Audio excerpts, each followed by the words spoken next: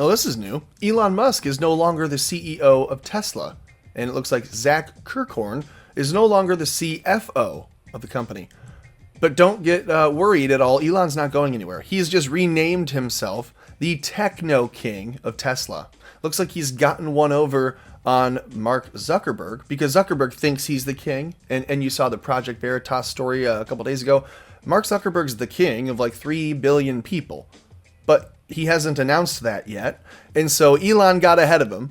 And you now see this battle of titans in tech, so to speak, of Elon Musk saying that he is the techno king and his CFO is no longer. Now, Zach Kirkhorn is the master of coin.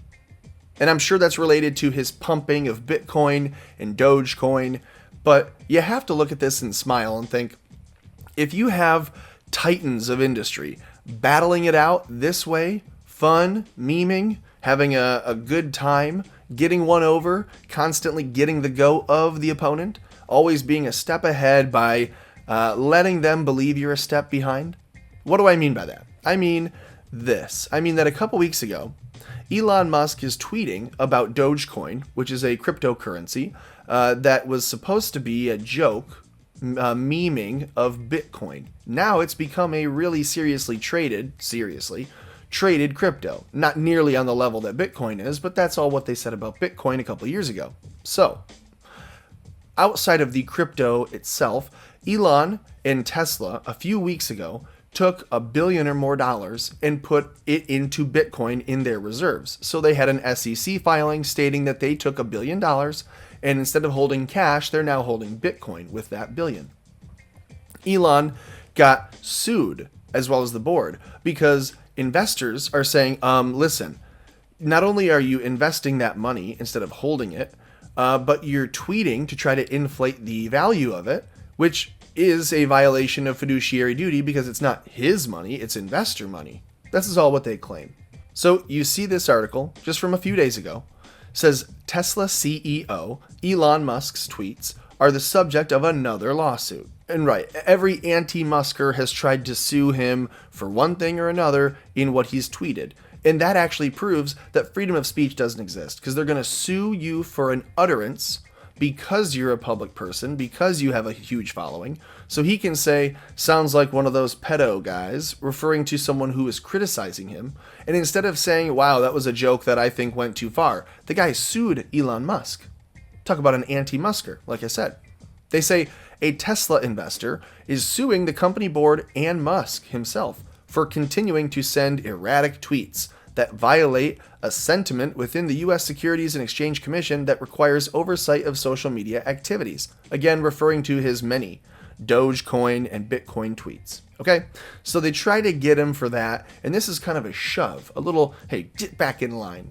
You're not supposed to speak unless we tell you what to say, because you're a public person. You're a big investor and big tech inventor, so you need to follow the ideology, the march of civilization that the left has injected into Western civilization. They want to progress it and push it forward, and they know it's off of a cliff, but they need to completely demolish society so that they can rebuild it in their vision. So you had this from what is this, TechCrunch, just a couple days ago, kind of putting Elon on a hot seat, they thought. Here's just a couple days later. Tesla factory has more than 400 COVID-19 cases after Elon Musk's defiant reopening. So you remember Elon Musk reopened his Alameda County factory because, guess what?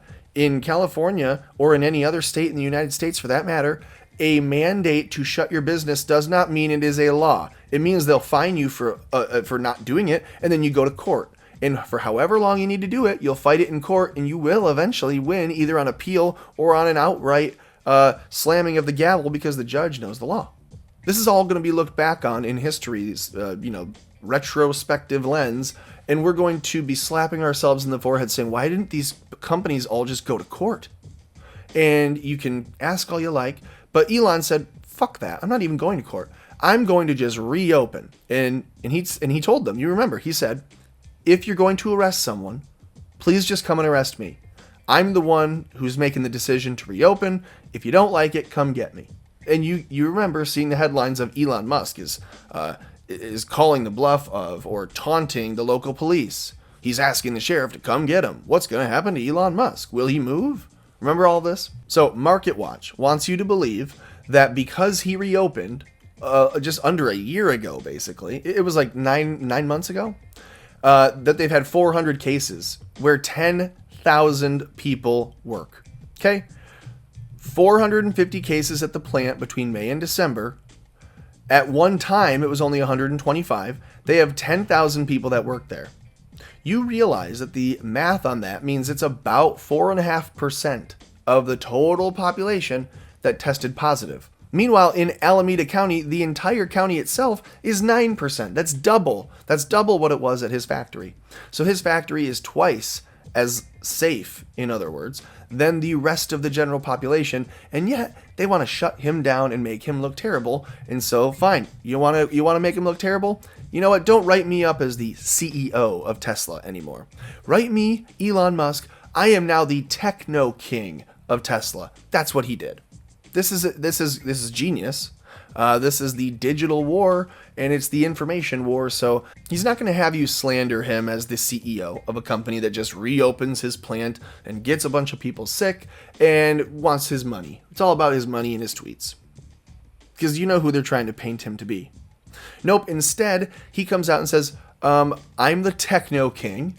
You all can suck my balls. Master of coin, my guy, the guy who's holding on my money. Don't call him the CFO. That's lame. He's the master of coin. Because the king needs a master of coin. I don't know. I think it's hysterical. It's crazy funny. Let me know what you think in the comments below. Like this video. Share this video with some king or queen that you know. And then if you could, make sure you subscribe to the channel. Make sure that you're subscribed on Odyssey and on BitChute and on Rumble. And if you're doing that and you're helping me keep America afloat.